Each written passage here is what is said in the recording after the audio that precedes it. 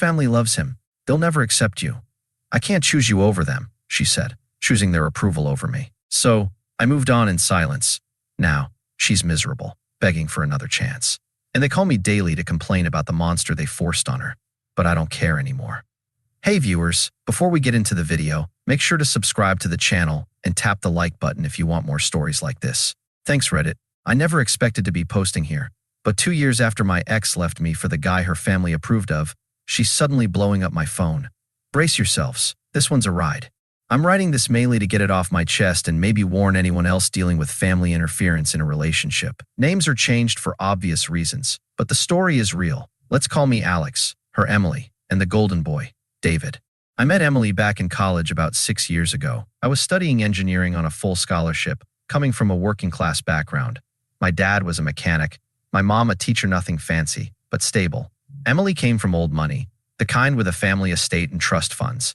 We met in a literature class. She was smart, funny, and didn't seem to care about the differences between us. At first, everything was great. Studied together, went on cheap dates like food trucks or hikes, and talked about building a future. I fell hard because she made me feel like I belonged, like where I came from wasn't an obstacle. But her family never bothered hiding their disapproval. From the first holiday dinner at their massive house outside the city, it was obvious I didn't belong. Her mom, Mrs. Thompson, would make passive-aggressive comments. "Oh, Alex, how quaint that you fix your own car. Our mechanic takes care of that for us." Her dad would question my future, hinting that my engineering job at a mid-sized firm wasn't ambitious enough. And then there was David, the family friend they always seemed to favor. They had been encouraging him since high school. He came from their world, same private schools, same European vacations. I started hearing about him casually, like at family events where he'd just happened to be present. I brushed it off at first. Emily kept assuring me it meant nothing, that she chose me. After graduation, we moved in together into a small apartment in the city. I worked overtime just to keep things going, even turning down a promotion that required travel because Emily said she needed me around while she worked on her master's in art history, something her family partly funded. I covered the rest through side jobs. Special. Flashback to a difficult period. She was stressed about exams, so I worked double shifts to pay for a weekend trip just for us. She cried and said I was her support. I believed her. But the pressure from her family never stopped. At every gathering, they seated David next to her, making inside jokes about the past. Mrs. Thompson once pulled me aside and said, "Emily needs someone who understands our world, dear. It's nothing personal." Emily defended me often, but over time I noticed her pulling away. After family dinners, she'd come home distant, making subtle comparisons. "David is starting his own business. That's exciting, right? Or my parents really like him. It makes things easier." I felt like I was competing with someone invisible. But I stayed committed. I proposed after 4 years with a simple ring I saved for months to buy. She said yes, but the excitement quickly faded. Her family barely acknowledged it, and the situations involving David increased. I gave up a lot of missed friends' weddings, skipped holidays, sat through their subtle disrespect. I thought love meant enduring it. Looking back, it was emotional erosion from the beginning, slowly breaking me down until I felt like the fallback option. It all peaked last summer. Special, we had been engaged for 6 months, planning a small wedding, but her family insisted it be held at their estate and only funded if it met their expectations. That meant David being invited, of course. At a pre-wedding family brunch, tensions rose. Mrs. Thompson gave a toast about finding the right match, looking directly at David. Emily laughed it off, but later that week she started canceling our plans, saying she needed space to think about family expectations. One evening I came home from work and found Emily sitting on the couch, her bags half-packed. The atmosphere felt heavy, like she had already prepared everything. I set down my keys and asked what was going on, trying to stay calm. She looked up, not with tears or regret, but with a smug, decided expression, like she had already settled it internally. "Alex, we need to talk," she said, folding her arms. "I've been thinking a lot about us in the future. My family has made it clear they'll never fully accept you, and I can't keep fighting them. It's exhausting." I just stood there trying to process it. "What are you saying, Emily? We're engaged. We've built a life here." She rolled her eyes slightly, like I was missing the point. "Built a life? Come on, Alex. This apartment, your job, it's fine. But it's not what I grew up with. David, my family loves David. They've known him forever. He fits. He'll never accept you, no matter what you do. I can't choose you over my entire family." It was tearing me apart. Her words landed like a gut punch, but I didn't react. I just nodded slowly, feeling the confusion churn inside me. She wasn't the one unraveling. She looked relieved.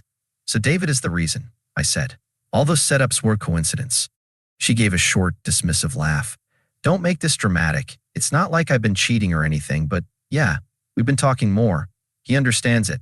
The pressure, the expectations. David is one of us. You'll always be an outsider. It's just easier this way. Why fight when I can have peace?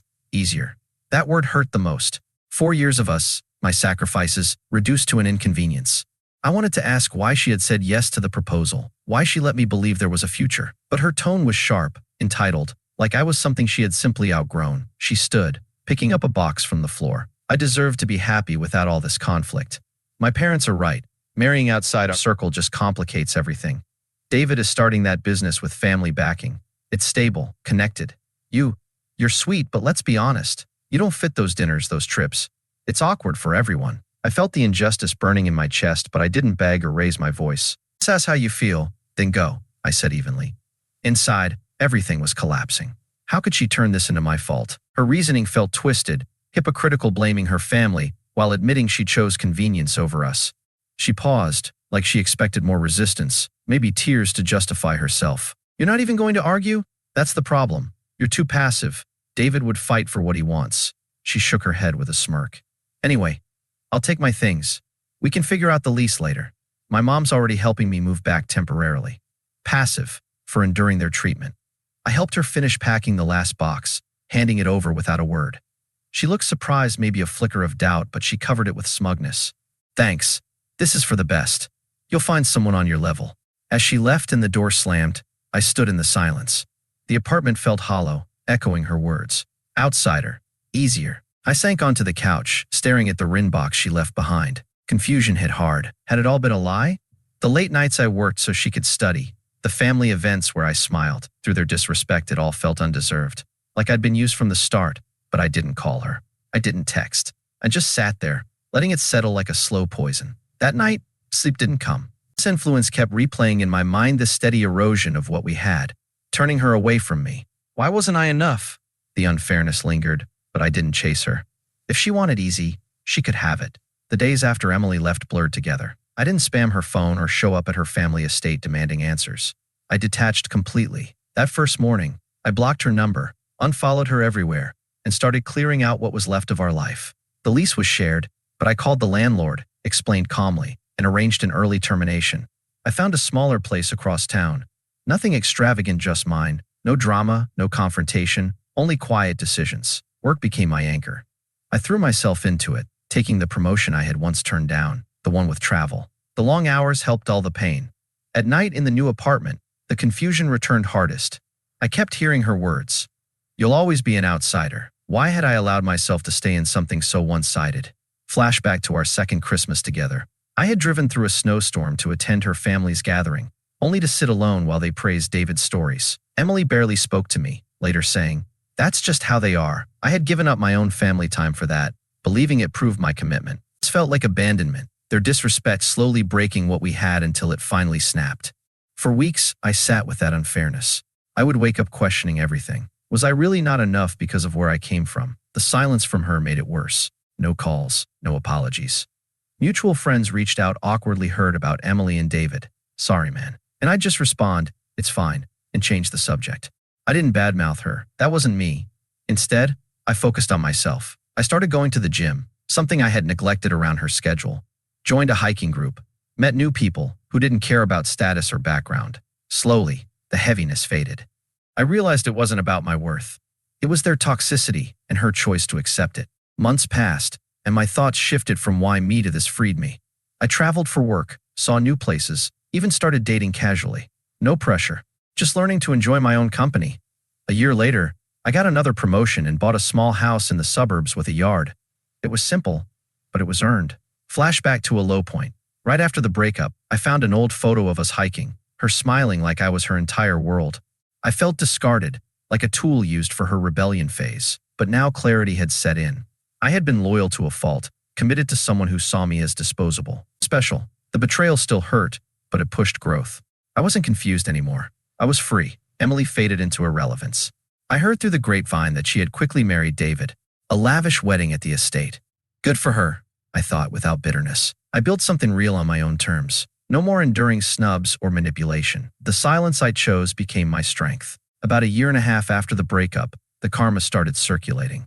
I didn't look for it. I wasn't checking her profiles or anything, but word came through mutual acquaintances. One of our old college friends, Jake, ran into me at a networking event, and over drinks filled me in. "Dude, Emily's marriage is a mess," he said.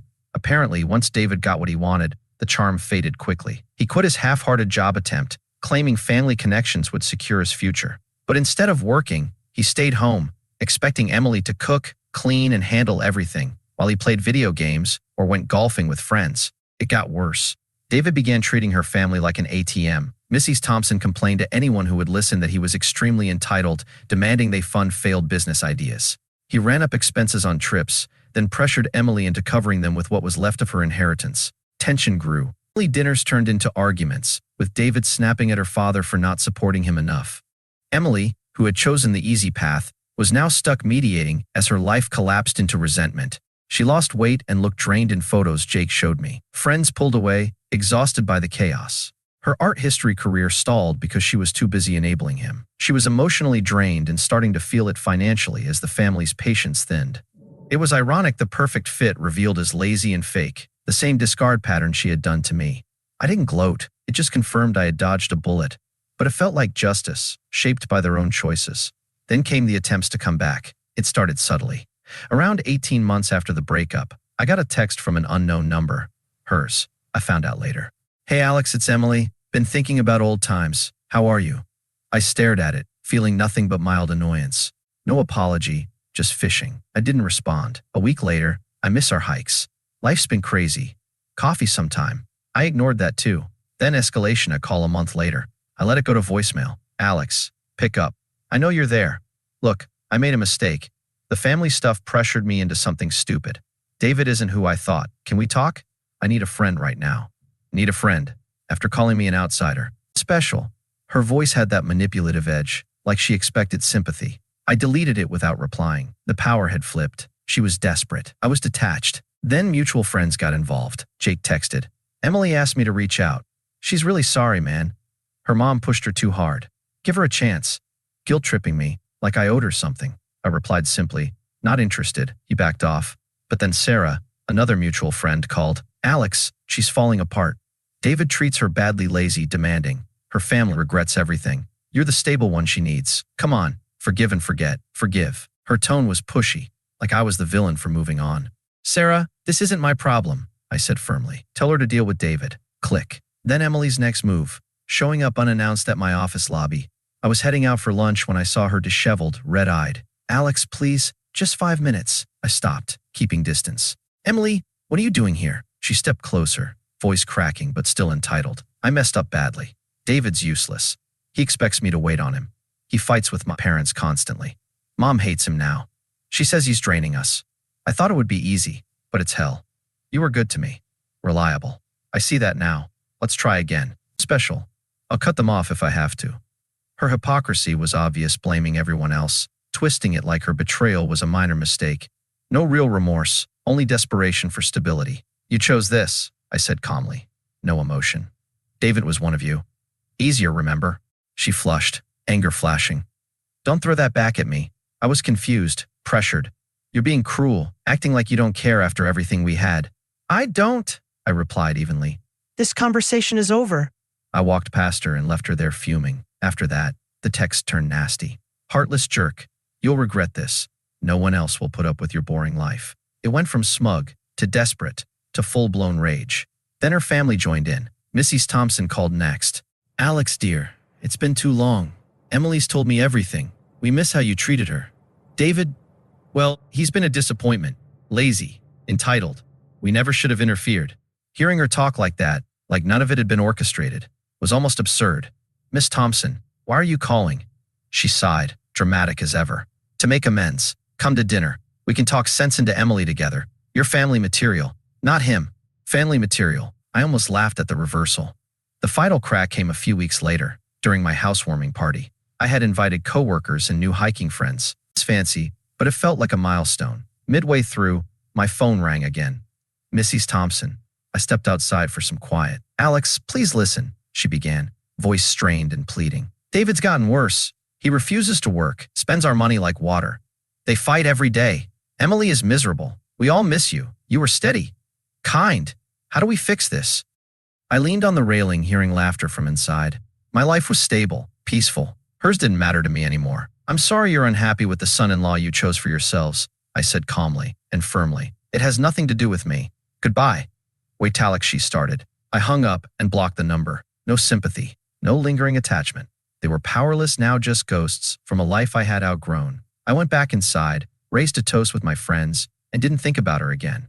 If you're reading this, Emily number, I'm fine, really fine. Without you, I've got a promotion, a home, and people who value me for me. You don't matter to my happiness anymore. I've built something real on my own terms. Lesson learned, never settle for being someone's outsider. Thanks for watching. Make sure to subscribe to the channel and hit the like button. What do you think about this story?